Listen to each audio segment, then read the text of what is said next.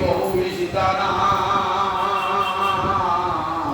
প্রেমানন্দে একবারে হরি হরি বিদায় গৌরী সীতারাম প্রেমানন্দে একবারে হরি হরি বিদায় গৌরী সীতারাম প্রেমানন্দে একবারে হরি হরি ভক্তবৃন্দের চরণে আমার কোটি কোটি দণ্ডবত নৈমিষারণ্যে ঋষিদের সভায় সৌনক ঋষি সুত গোস্বামীকে তাকে বলতেন তৎকথয় মহাভারত যদি বিষ্ণু কথাশ্রয় অথবা পশ্য পদাম্বোজ মকরন্দ নিহাংস কিমন্বয়ী অসদালাপৈ আয়ুষজন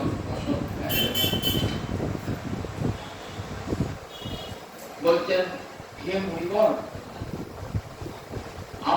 আপনার কাছে সেই কথা শুনতে চান যে কথা গোবিন্দকে অবলম্বন করে কৃষ্ণ লীলাকে অবলম্বন করে যে কথা সেই কথা যদি বলেন তাহলে আমরা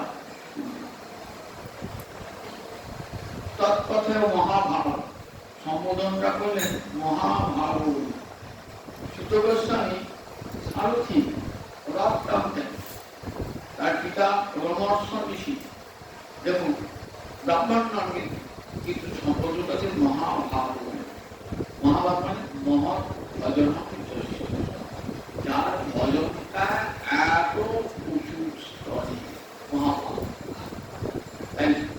তৎকথা মহাভারত হে মহাভারত এই কথা বলে যে কথা গোবিন্দ লীলাতে জড়িয়ে আছে তাহলে কৃষ্ণ কথা ছাড়া অন্য কোনো কথা শুনবে না বললে কৃষ্ণ কথা ছাড়া আর একটা কথা শুনতে আমরা প্রস্তুত সেটা কি সেটা হলো অথবা পদাম্বজ মকরন্দ অথবা অশ্ব মানে কৃষ্ণ পদাম্বজ অম্বজ মানে পদ্ম পদ মানে চরণ গোবিন্দ চরণ কমলের মকরন্দ মানে মধু ইহান মানে যেমন করে অর্থাৎ ছেড়ে ছেড়ে খাচ্ছে গোবিন্দ চরণ কমলের মধু যারা লেখন করছেন তাদের কথা যদি বলো তাহলে অর্থাৎ কৃষ্ণ ভক্তের কথা যদি বলো তাদের কথা তাহলে বলির প্রারম্ভে ঋষিরা ঠিক করলেন দুটো কথা তোমরা কান পেতে বসে বসে শুনবে একটা কৃষ্ণ কথা আর একটা কৃষ্ণ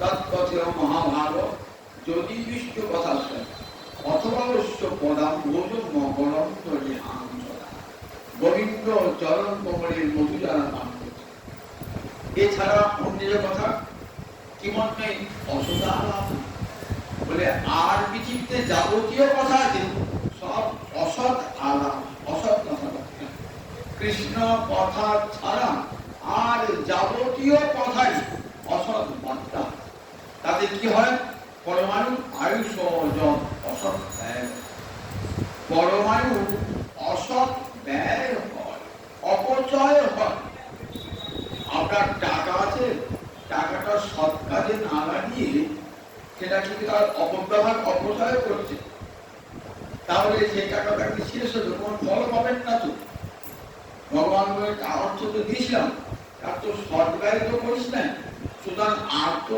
অর্থ দেবো না কোনোদিন এই পরমায়ু দিলাম সুদীর্ঘ পরমায়ু দিলাম এই পরমায়ু দিয়ে কি করলি সারা জীবন বিষয় ভোগ করলি মৃত্যুকালও বিষয় চিন্তা করতে করতে প্রাণ প্রত্যাগ করলি একবারও হা গোবিন্দ বলে গান দিলাম এই জন্য হচ্ছে মানব জন্ম সেই জন্মটা পিতা হয়ে গেল আয়ুষ অসৎ প্রচুর টাকা আছে মদ খেয়ে নেশা করে টাকাটা করে আর টাকাটা ঘরে ঢুকবে লক্ষ্মী চঞ্চলের ঘর থেকে বেরিয়ে চলে অসৎ ব্যয় এই যে পরমাণু আমার অর্থে হচ্ছে কিন্তু দেখুন পরমাণুটা মূল্যবান কারণ অর্থ আমার হারিয়ে গেলে আবার আমি আবার পরিশ্রম করে আবার যেমন অর্থ জমা আনতে পারবে।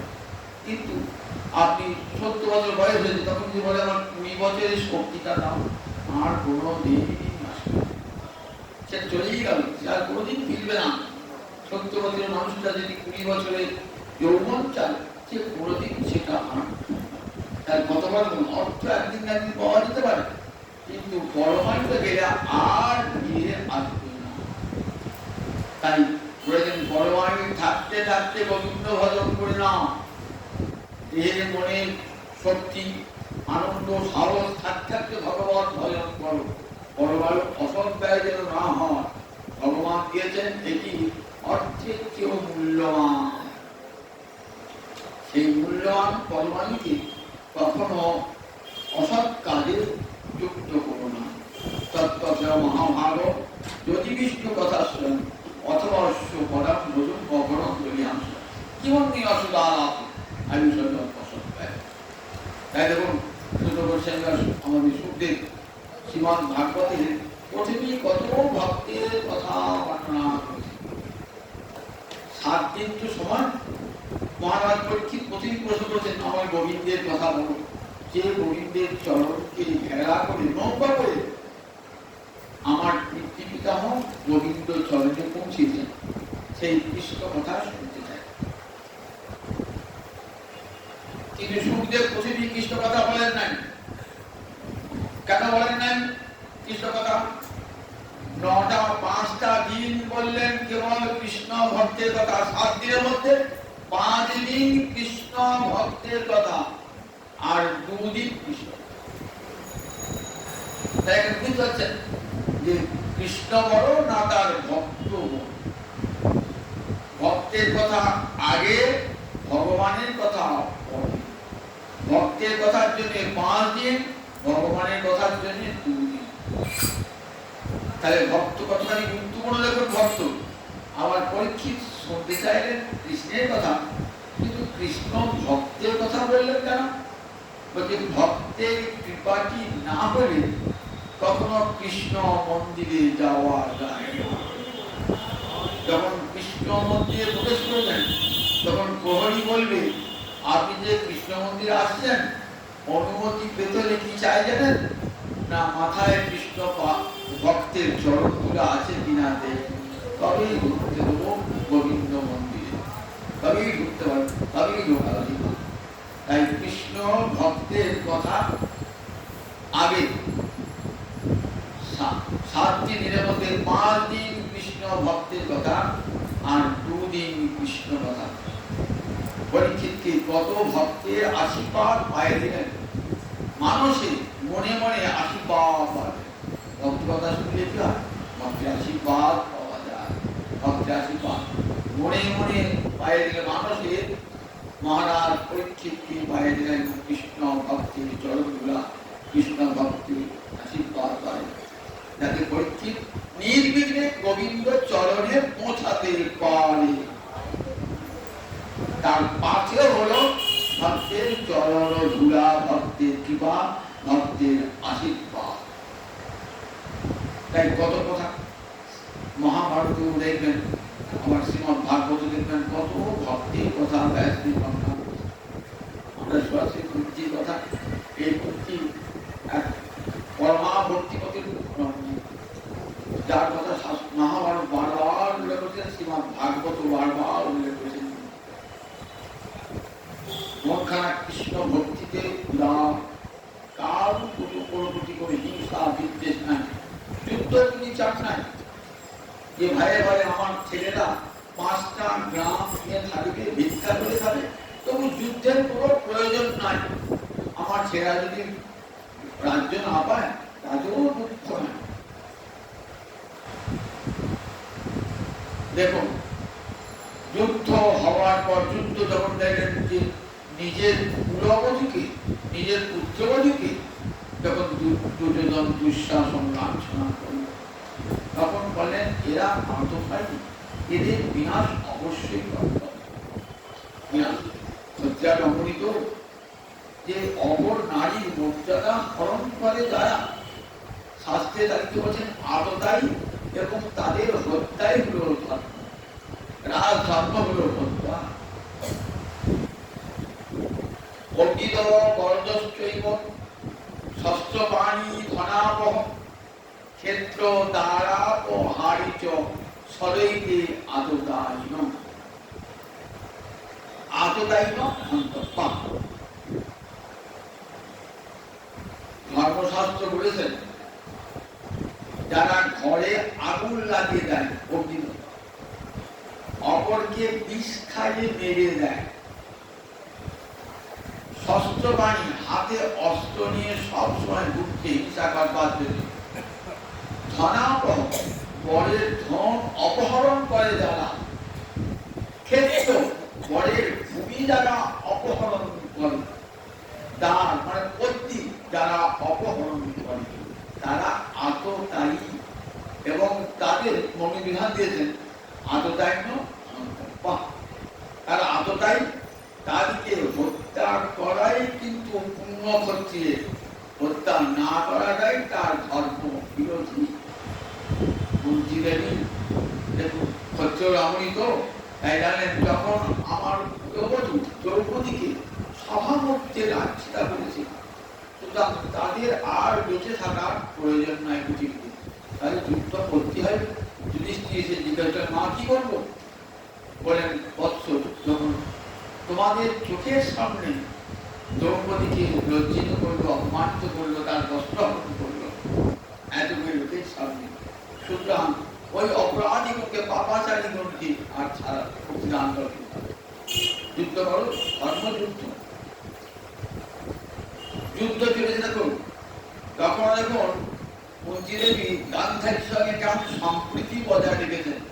দুই জায়ের ছেলে বিবাদে ছিল, তাহলে পরস্পরের মধ্যে একটা শত্রুতা থাকবে তো যায় না, কিন্তু না, কুন্তী দেবী সব সময় গান্ধারীর পাশে হয়েছিলেন।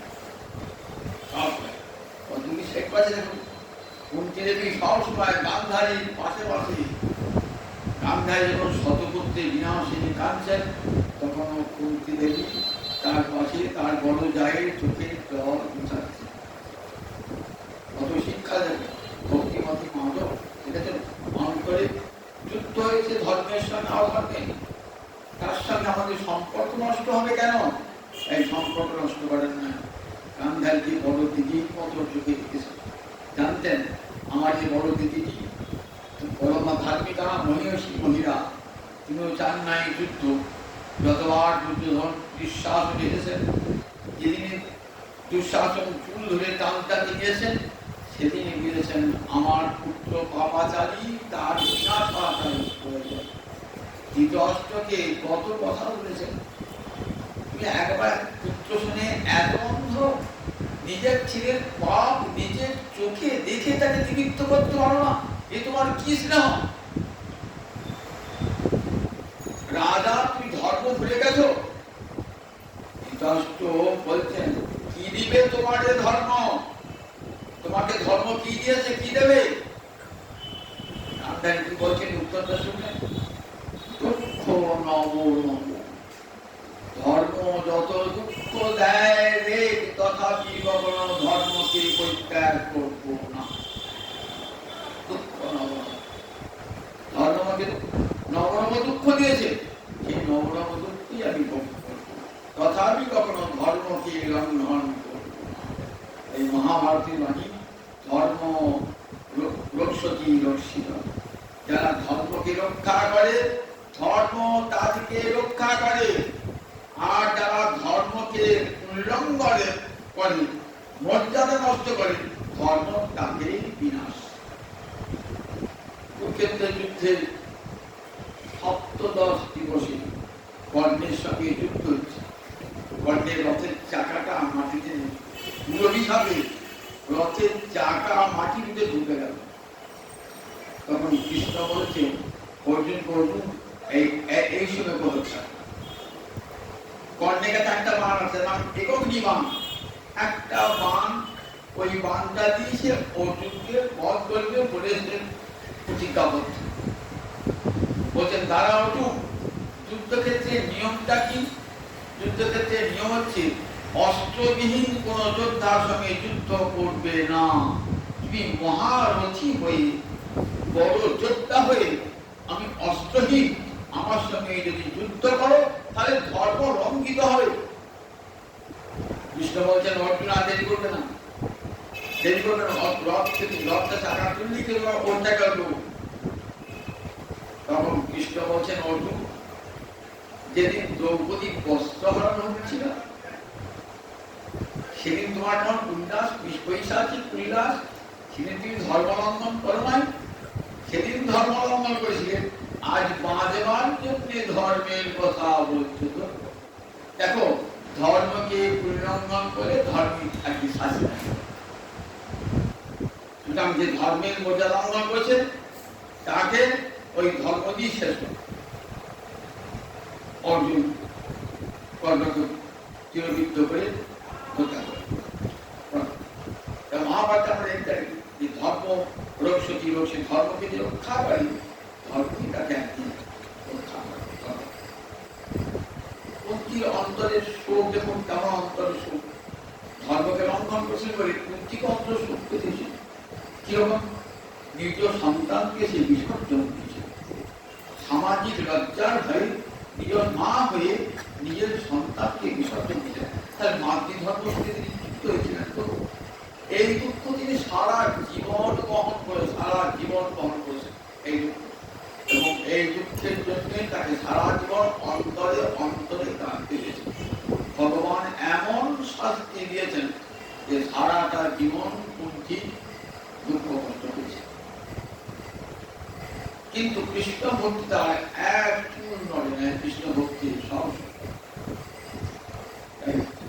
গোবিন্দের কাছে কি প্রার্থনা, যে আমার তো শত বিপদ গেছে জীবনে, আমার নিজের জীবনেও বিপদ গেছে, আবার আমার সন্তানদের জীবনেও কত বিপদ গেছে।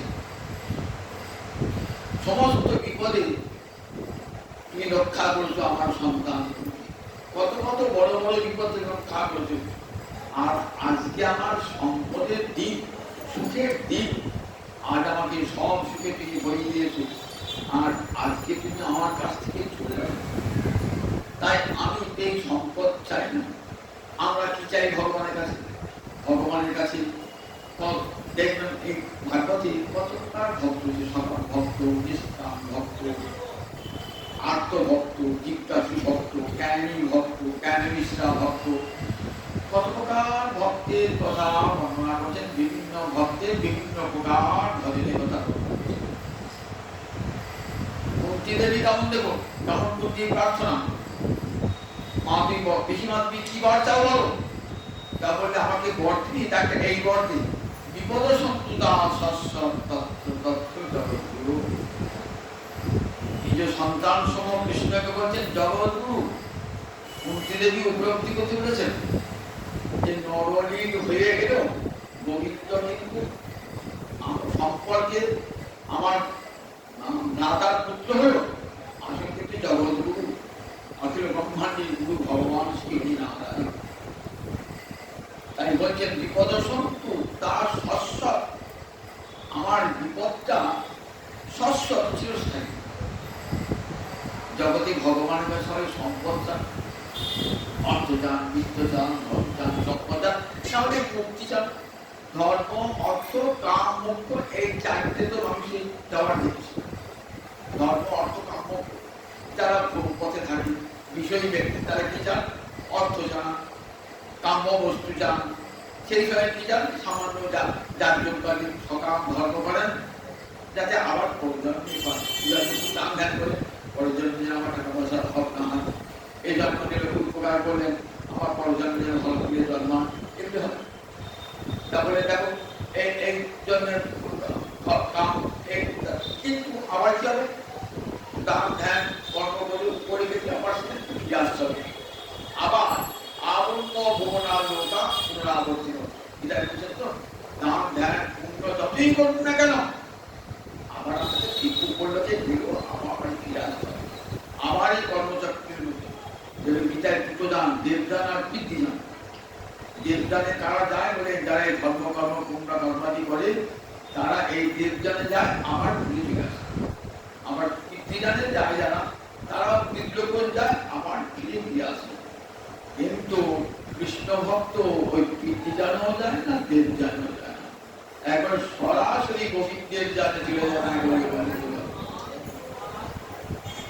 যুবক প্রহ্লাদ প্রীতিদান না দেবদান দিয়ে গেছিলেন, স্বয়ং ভগবান তাদের কাছে নিয়ে গেছে।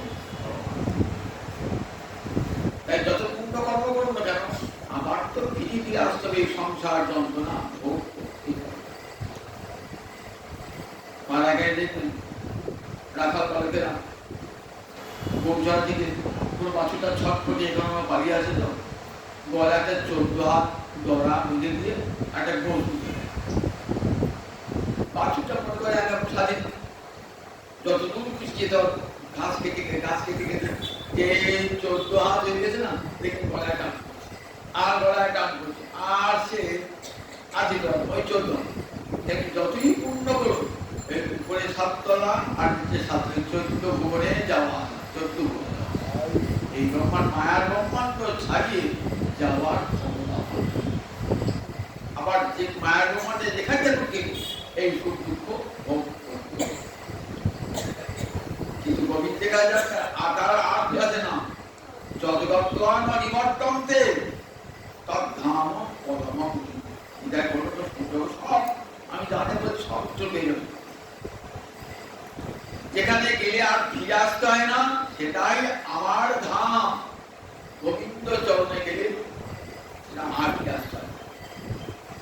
আর একটা যে মোক্ষ, যদি মোক্ষ প্রাপ্তি যায় তাহলে সেটা করে ভগবানের সঙ্গে বিলীন হয়ে গেল, সে তো আবার করে আসবে, আশ্বাদন করতে পারবে না। আমাদের বেদ বলেছেন কি চায়, দুঃখের বিনাশ সুখের প্রাপ্তি। মোক্ষের ফলে দুঃখের বিনাশ হয়, কিন্তু সুখের প্রাপ্তি হয় না, সুখের প্রাপ্তি হয় না। আমি গোবিন্দকে বিলীন হয়ে গেলে আমার যখন পৃথক সত্তা থাকবে না, যা দিয়ে আমি সুখ ভোগ করবো। তাই কৃষ্ণ ভক্ত বলেন আরো মুক্তি চাই না, আমি যেন তোমার সেবক হয়ে জন্মগ্রহণ করতে পারি, তোমার ভক্ত। বিপদ সন্তু দাস অশ্বত তত্ত্ব তত্ত্ব জগৎগুরু, সেই বিপদ আমার বারবার আসুন বলছে। দেখো মানুষ হে গোবিন্দ, কিন্তু বিপদ ভাগ্য তোমার নাম মধুসূদন, যখন বিপদে পড়ে তোমার কেউ ডাকে তখন তুমি ছুটে চলে যাও বিপদে পড়ে। তোমাকে যোগীরা জ্ঞানীরা ঋষিরা কতদিন ধরে তোমাকে ধ্যান করে তাও তোমার দেখা পান না। আর আরতি ঘরে যদি কেউ ডাকে তোমাকে, তুমি ছুটে আসো ভক্ত করে আরতি ঘরে। আমার তো কোনো সাধন ভজন নাই, কিন্তু আমার বিপদে তোমাকে স্মরণ করেছি, তুমি ছুটে চলে যেত। গজেন্দ্র যখন কুমিরে পা টানছে, কেউ যখন রক্ষা করতে পারল না, তখন আরতি ঘরে ভগবানকে ডাকছে, ভগবান ছুটে যেত। বলুন নাকি কত যোগী যোগ সাধন করতে কোটি কোটি বছর ধরে ভগবানকে একবার যোগ নেই। আর আরতি ঘরে ডাকলেন গজেন্দ্র, ছুটে এলেন ভগবান। আরতি ঘরে ডাকলেন ধ্রুব, ভগবান ছুটে এলেন। প্রহ্লাদ আরতি ঘরে ডাকলেন, ভগবান ছুটে এলেন। তাই বিপদটা কেমন বলছে, সম্পদের চেয়েও বিপদটা ভালো। কারণ পরে কি বললেন, বিপদ সন্তুদা ষষ্ঠ তত্ত্ব তত্ত্ব জগৎগুরু ভবত দর্শন যৎস্যাৎ পুনর বলেন তোমার দর্শন করে কি হয়, অপুনর্ভব দর্শন। অপুনর্ভব মানে পুনর্ভব মানে পুনরায় জন্ম, আর অপুনর্ভব মানে আর জন্ম না হওয়া। তাহলে ভবত দর্শন, তোমার দর্শন মানে মুক্তিকে দর্শন করা। তোমাকে দর্শন করলে জীবের মুক্তি হয়ে যায়।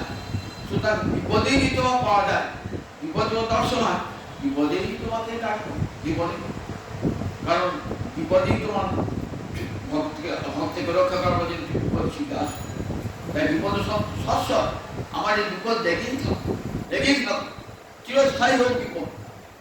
এবং কেন কুন্তি দেবীর নাম আমরা পঞ্চকন্যা স্মরণ কীর্তন করি? জগতে সবাই ভগবানের কাছে সুখ চায়, স্বাচ্ছন্দ্য চায়, সমৃদ্ধি চায়, সম্পদ চায়, সবাই তো ভগবানের কাছে এই প্রার্থনা করে। আর বুঝে বলছে না আমার সুখ সম্পদ চাই না, সেই বিপদ যেন আমার বারে বারে আসে, যে বিপদে তোমার দেখা পাবো হরি, সেই বিপদে যেমন আমার বারে বারে আসে, সেই বিপদ সেই দুঃখ আমাকে বার বার দাও, যে দুঃখে যে বিপদে তোমার দেখা সেই বিপদটি দাও, সেই বিপদটি দাও। আমি সম্পদ চাই না, জন্ম পরশ্বরী বলছে জন্ম ঈশ্বর্য সুত শ্রী এর বললেন জন্ম ঈশ্বর্য সুত শ্রী, জন্ম ঐশ্বর্য সুত শ্রী এ ধমান পদমান নৈব অহতি অভিধান কথাঞ্চল দাম অকিঞ্চন। জন্ম ঐশ্বর্য সুত আর শ্রী এই চারটে মানুষের অহংকার জায়গা। আমি উচ্চ করে জন্মেছি ব্রাহ্মণ করে আমার মতো অহংকার, তুই নিয়েছি করে জন্মেছি অপরকে অহংকার। আমার মেলা টাকা পয়সা আছে, আমি ধনী, তোর কিছুই নাই, তুই ঘরের চায় থাকি, দেখা যাচ্ছে কত ঐশ্বর্য শ্রুত আমি কত লেখাপড়া জানি, তুই মূর্খ লেখাপড়া জানি। শ্রী আমি কত রূপবান দেয় আর তুই দেখি এই চার জায়গায় মানুষের অহংকার, জন্ম ঐশ্বর্য শ্রুত শ্রী এ ধমান মদন, মানুষের চার জায়গায় অহংকার। খুব উঁচু করে জন্মালে, ঘর করে জন্মালে, কোন প্রসিদ্ধ ঐতিহাসিক বংশে জন্মালে মানুষের অহংকার হয়। জানো আমি জমিদার বংশে জন্মিয়েছি, আমি ইতিহাস প্রসিদ্ধ বংশে জন্মিয়েছি, আমি অমুক বংশে জন্মিয়েছি, সুতরাং আমি কোথাও মাথা দিয়ে নত করবো না, আমার কাছে হয় বিশ্ব আমার কাছে মাথা রাখবো। এই অহংকার থাকা প্রাণ কোনদিনই গোবিন্দ চরণ প্রাপ্তি হবে। আমি অদ্বৈত বংশের সন্তান, আমি নিত্যানন্দ বংশের সন্তান, আমি গঙ্গা বংশ সন্তান, সুতরাং সবাই আমার পায়ে মাথা ঠুকবে, আমি ব্রাহ্মণ কুলের সন্তান। কোনদিন বলে তুই সম্মান পাবি, কিন্তু কোনদিন গোবিন্দ চরণ প্রাপ্তি কোনদিনই হবে না। মাথা নত না করলে পারি, ঠাকুর অভিনয় করে আমার মাথা নত করে দেওয়া গুরু তোমার চরণ বিরাজ। বৈষ্ণব ধর্মই মাথা নত করার ধর্ম, মাথা নত করার ধর্ম। রামদাস বাবাজি পথে যাকে দেখতেন তাকে ঈশ্বরের বিগ্রহ জ্ঞানে তাকে প্রণাম জানাতেন, মুচি মেথর এমনকি গাছ পশু পাখিকে প্রণাম জানাতেন কৃষ্ণের পুঁথি দিয়ে। কৃষ্ণ ভাষা তিনাবি সুখী জীর্ণ তরুণীব সহিষ্ণুনা অমানিনা মানদেন কীর্তনীয় সদা। বলে এটি তো হতে না পারে, একটা বৈষ্ণব সাজতেছেন গলায় মালা আর তিলক থাকলে বৈষ্ণব হয় না, ওটা বাইরের লক্ষণ, কিন্তু অন্তরের লক্ষণ। দিনাবি সুখী জীর্ণ তরুণীব সহিষ্ণুনা অমানিনা মানদেন কীর্তনীয় সদা। নিজেকে ভাববে আমি তৃণের চেয়েও শুনিয়েছি, তৃণ সে গোবিন্দ সেবায় লাগে। কি করে? গরুতে ঘাস খায়, গরু দুধ দেয়, সেই দুধ কৃষ্ণ সেবায় লাগে, তাহলে পরোক্ষভাবে সেবা হয়। আবার পল্লীগ্রামে মাটির মন্দির, খড়ের চাল, সেখানে কত ঘাস, ঘাস দিয়ে ঢাকা ছাউনি, কেউ দেখে আমি গোবিন্দকে সূর্য রোদ থেকে বৃষ্টি থেকে গোবিন্দকে সেবা করছি। ঘাসের জন্মটাও কেমন দেখুন, সে গোবিন্দ সেবায় লাগলো, আর আমি উন্নত মানবদেরকেও গোবিন্দ সেবায় লাগিলাম না। তরুণীব সহিষ্ণু বললেন কেমন সহিষ্ণু হবে?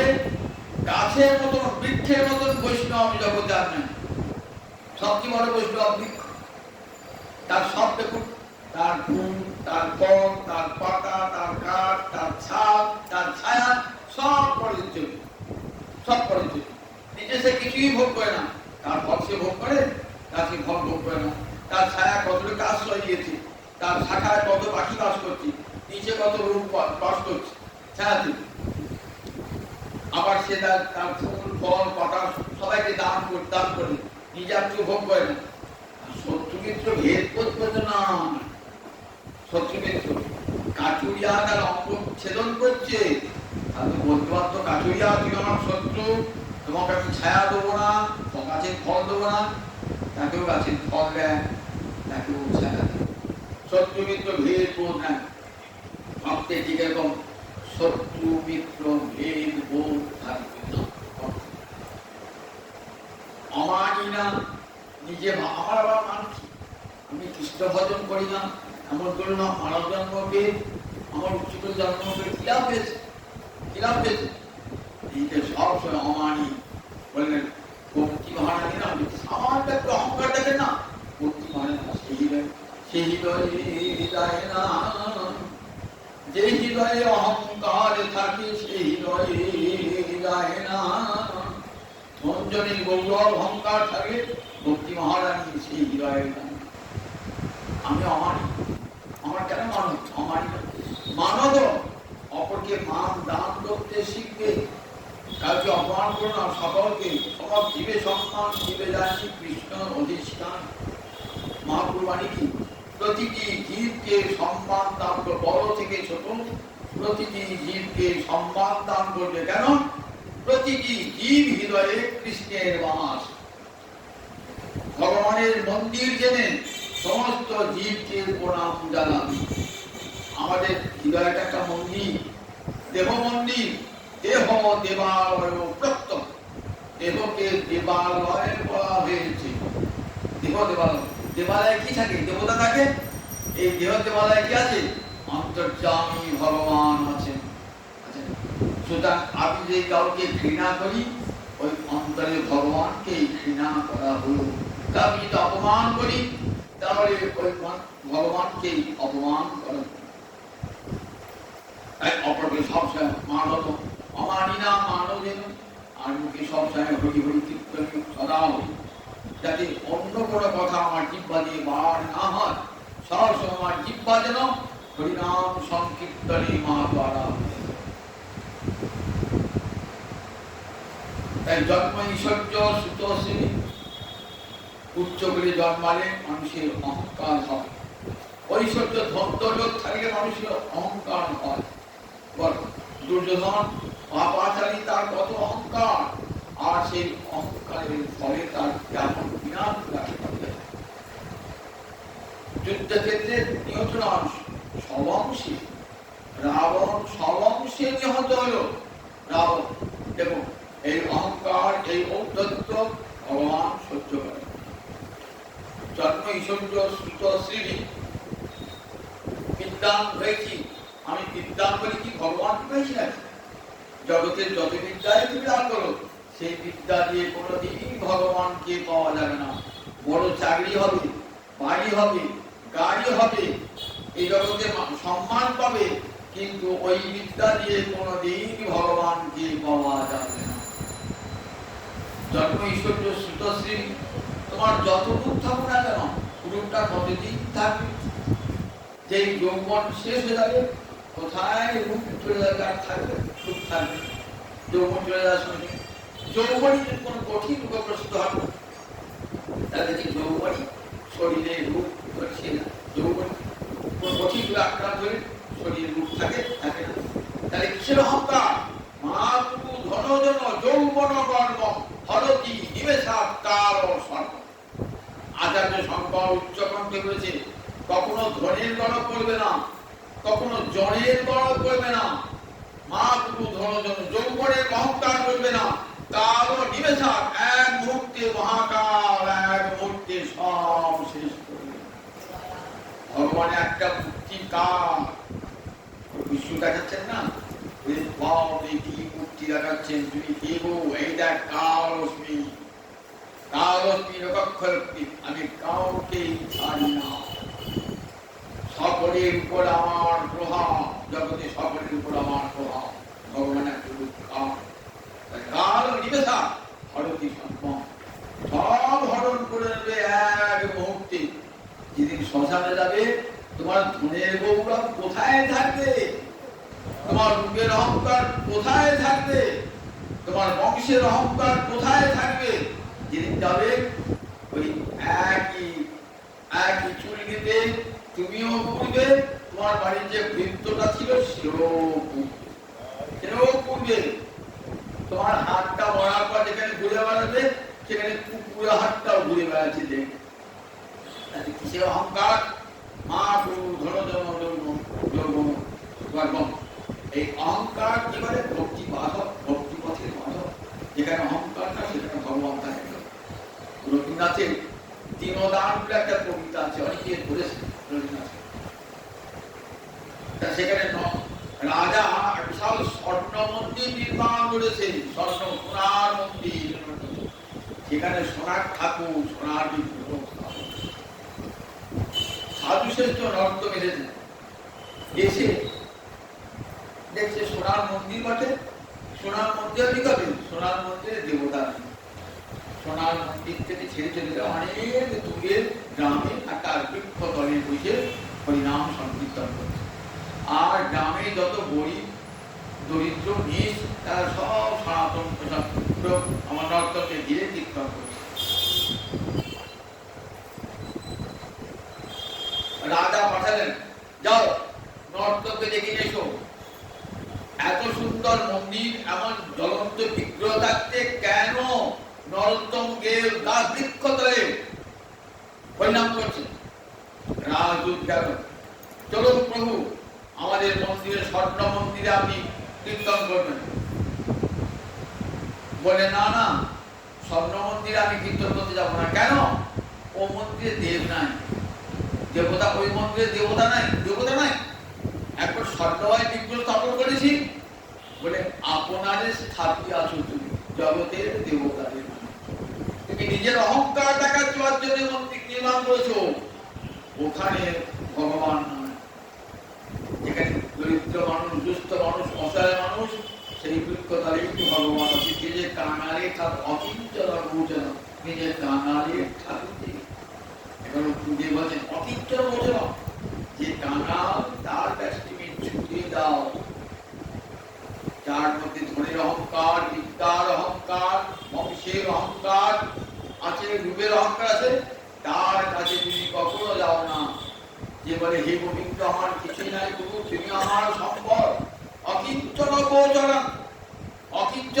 অকিঞ্চন যার কিছুই নাই যেটা অকিঞ্চন বলেন তারা তো যাদের জন্মের অহংকার ঐশ্বর্যের অহংকার বৃত্তের অহংকার তারা হা গোবিন্দ বলে ডাকতে পারে না সম্পদে ভাসে বলে আমার প্রচুর সম্পদ আছে আমি কি জন্য গোবিন্দ বলতে পাঠ শুনতে যাবো বলে যারা গরিব মানুষ তারা শুনতে যাবে সে শ্রীধর হরিনাম করছে তো তখন অন্তরে বলছে বেটা খেতে পায় না দিনের বাদে তাই সারাদিন সারা রাত্রি বসে হরিনাম করছে তো নবদ্বীপ বলছে খেতে পায় না তো তাই চেঁচিয়ে মনে দেখুন ধর্মমান ব্যক্তি যাবো না আমরা মন্দির ফলে যাবো না আমাদের টাকা পয়সা সুখে উল্লাসে জীবন যাপন করবো আমার রূপ আছে আমি গোবিন্দ মন্দিরকে পুষ্টি লোক করে থাকে পাশে বসবি কি জন্য বুঝলো আমি একটা উচ্চ মানুষের মানুষ আমাদের বসতে আলাদা আসন থাকে বসবো দেখুন কত অহংকার এই বলেন যেখানে এই অহংকার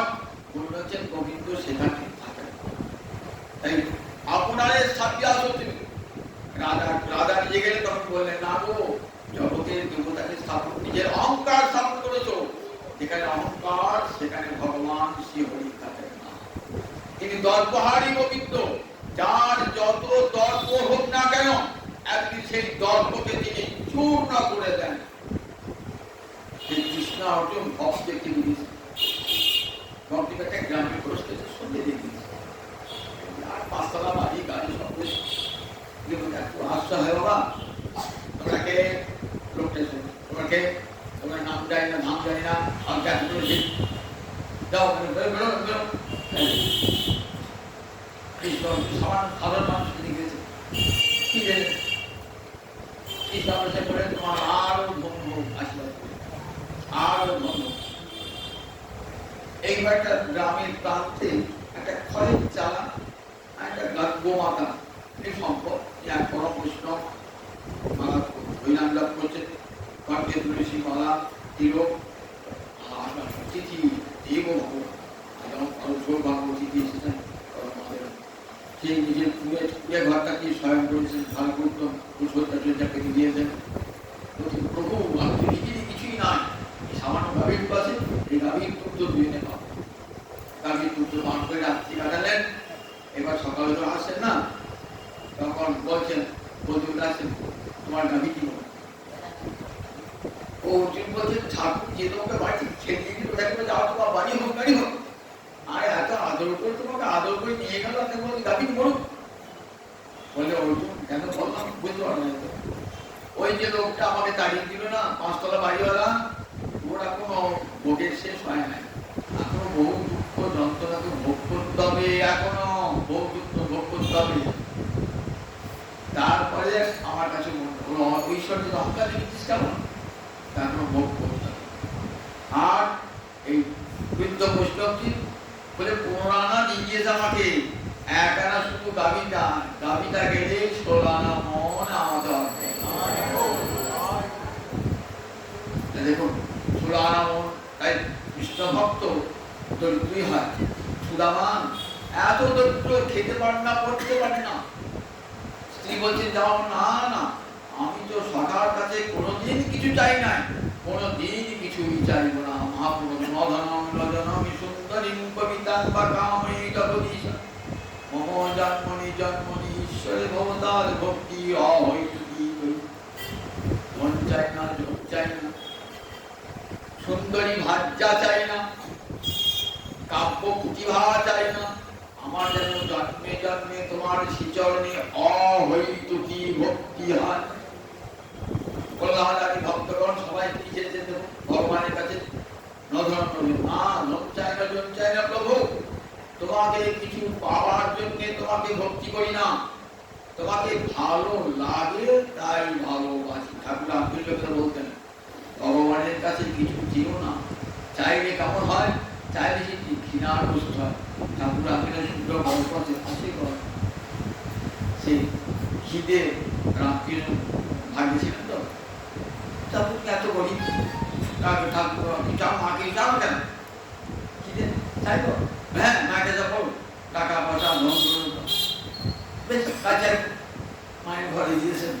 এবারে মা আমার ধন দাও, মাকে দেখছেন না, একটা পুরো মেয়ে দেখছে হড়বড় করে হাত দিয়ে পরের দিন এসে বলছে এই হিন্দে তুই বলি চাইতে কি দেন জানিস তো, ছি ছি ছি ছি দেন না রে, ঠাকুরের কাছে চাইতে কিছু কিছুই চাইবি না, হ্যাঁ আমি দেখলাম পায়খানা নিষ্ঠা চাইতে চাকরি ভগবানের কাছে কি চাইতে, ভগবানের কাছে বিশ্বাস ভালোবাসা, বিশ্বাস কর, এই ভালোবাসায় ভগবান ভক্তের অধীন হয়ে যায়, ভক্তের অধীন হয়ে যায়। এই ভালোবাসা ভক্তি বসর সব বিষয় ভগবান একমাত্র এই ভক্তি বশীভূত, সব ভক্তের বশীভূত হন না কিন্তু ভগবান একমাত্র এই ভক্ত যারা অকিঞ্চন গোচরণ, যারা কাঙালের ঠাকুর গোবিন্দ, তুমি আমি তো কাঙাল প্রভু, তোমার সেবা করবার কিছুই আমার নাই, আমার ধন জন সম্পদ কিছুই নাই প্রভু, তুমি আমার সর্বস্ব ধন একটু। কেন ভক্তের সব থাকে কিন্তু ভক্ত সবচেয়ে বড় জিনিস পেয়ে গেছেন। সেই রবীন্দ্রনাথের একটা কাহিনীতে কথা কাহিনী সুন্দর গল্প আছে, কবিতার মাধ্যমে মানকর এর বর্ধমানের কাছে মানকর, এই মানকর এক ব্রাহ্মণ, দরিদ্র ব্রাহ্মণ, তার নাম জীবন। মেয়ে বিয়ে দিতে হবে, টাকা পয়সা লাগবে, তা কি করবেন? রাত্রে মহাদেব যাচ্ছে, মহাদেব কি করবো, মেয়ে বিয়ে করবো কি করে, টাকা নাই পয়সা নাই কি লম, বলে তুই যা সব দেশ করছিস বৃন্দাবনে যা, যমুনা তীরে সনাতন দেখবি টাকা টাকা। তারপর দিন ভোরটা ছুটি বৃন্দাবনে যাচ্ছে, বৃন্দাবনে সনাতন একজন সনাতন পিতা মালা জপা সনাতন, বেগাশ্রী সনাতন, যমুনা তীরে নাম করছে, ওই যে বড়িনাম সনাতন চরণে বলছে কি চাও তুমি, তবে একটা রাত্রে সব কি সব লেগেছে না, আমার মেয়ের দিয়ে টাকা পয়সা জোগাড় করতে পারছি না, শ্রী বাবাকে সব দিলেন, যাও যমুনা তীরে সনাতন গোস্বামী বলে একজন সাধন করে তার প্রচুর টাকা, স্বামী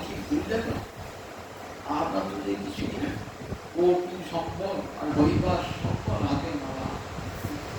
আমি কি স্বপ্নটা ভুললাম? হ্যাঁ হ্যাঁ ঠাকুর তুমি স্বপ্ন ভুল দেখেছো, আমার তো কিছুই না ছিল, আপনার কিছুই নেই। আমার বিষয় কৌপিনার বহিবাস আর হরিনাম কোনো ঝোলাও নাই, যে কিছু খাবার সেও আমার নাই, হাত পেতে ঠিক কেউ দেয় খাবি খাই। কি স্বপ্ন মহাদেব খুব স্বপ্ন ফিরে আসে। কিন্তু আসার পর ওই দেখো ওই যমুনা তীরে গাছ চলছে না, ওই গাছটা চিপড়ে দেখো একটা পাথর তুলে পেয়েছে, এই পাথরটাকে রেখে দিচ্ছি তার কাজে নিয়ে যাবো ওটা নাও। পাথরটা কি দেখবো তো দেখে সেই পাথর যেসব পাথর না পরশ পাথর, লোহায় ঠেকারি লোহাটা সোনা পরশ পাথর। লোকটা ভাবতো যে বাবা কি পেলাম, এ তো পরশ পাথর, লোকটা চেনে পরশ পাথর। পরশ পাথর যাতেই ঠেকাবো তাই তো সোনা হবে, আমার তার সম্পদ ভাব থাকবে না। ইংলিশের কত অলঙ্কারে মেনে দেখেন গাড়ি করে দুবারই করে অলঙ্কার ভাবছি, কিন্তু কি মনে উদাহরণ ভাবটা আচ্ছা এই লোকটা কৌপিক করে থাকে, বহিকার করে হাতে মারা দিল, হাতে যে দাঁড় খায়, তাহলে এত বড় সম্পদটা পেয়ে এটা একটা কেন্দ্র, তাহলে নিশ্চয়ই এর চেয়ে বেশি কিছু সম্পদ পেয়েছে। দেখেছেন তো কৃপা হয়ে গেছে, মহতের দৃষ্টি লাভ করেছে তো, মহতে আবার টাকায় নাম না দিকে না, তাতে কি বলা মহতের দৃষ্টি ছুটে এলেন, ও ঠাকুর তুমি কি ধন পেয়েছো গো, যে এত বড় সম্পদ থেকে গাছতলা পেরে দিয়েছ। যে ধনী হইয়া ধনী মনিরে মাননা মনি, তাহারি খানি মাটি রাখি নত শিরে, এত বড়ি অশ্রু নিরে, এত বড়ি নদী নিরে ফেরিল মানি। বললেন আহা তুমি এমন সম্পদ পেয়েছো, নিশ্চয়ই তার চেয়ে বড় সম্পদ পেয়েছো। তুমি যে সম্পদ পেয়েছো ওই সম্পদের কণিকা আমাকে দাও, ওই কৃষ্ণ ভক্তির একটু কণিকা আমাকে দাও। নয়ন জলে ভাসতে ভাসতে ওই পরশ পাথরটা আসলো নদী যমুনার জলে।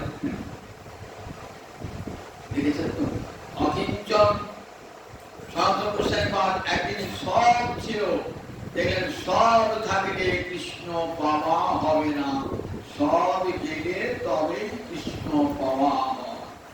যতক্ষণ সব আছে ততক্ষণ কৃষ্ণ নাই, যখন কিছুই নাই তখন কৃষ্ণ।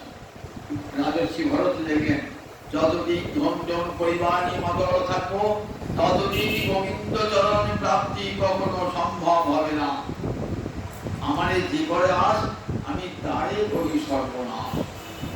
বললেন দেখো আমাদের যে ভালোবাসে না, আমি কি করি জানো, হরামি তৎধন মিশনে, তার ধন আমি আস্তে আস্তে হরণ করি।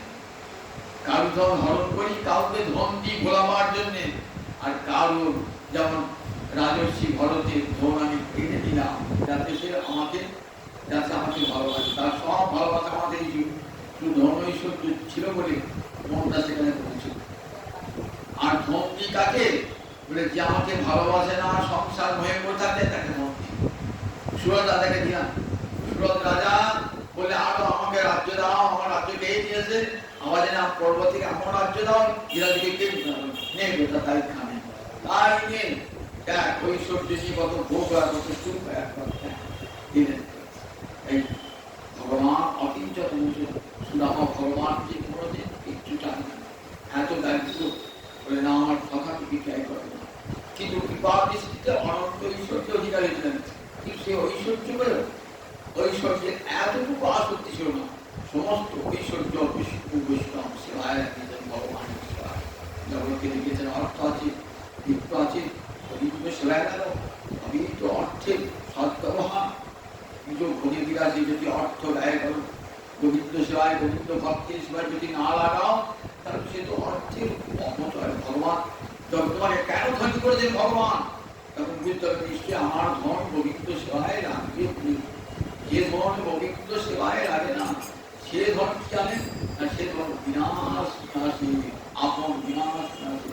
ভাগবতের কাহিনী সর্বাধিক বিপ কবিতা, যার ধন গোবিন্দ সেবায় লাগে না তার ধন পুড়ে পুড়ে চলে, কর্পূরের মতো পুড়ে গেল। রাজায় কে নিবে, টাকাতে কে নিবে, সব শেষ হয়ে গেল। ধন থাকলে বলে ভক্ত ধন থাকলো, সে ধন গোবিন্দ সহায়তা দিয়ে